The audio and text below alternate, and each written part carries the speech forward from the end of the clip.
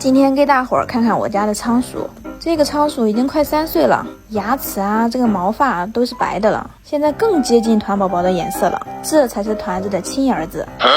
对，你没听错，仓鼠才是团子的亲儿子。你们看这娘俩多和谐呀！好家伙，你看人家翻个身继续睡，有靠山就是不一样。不过我家这个小鼠哈倒是挺可爱的，在猫堆里存活了3年，这个小仓鼠属实有它的段位。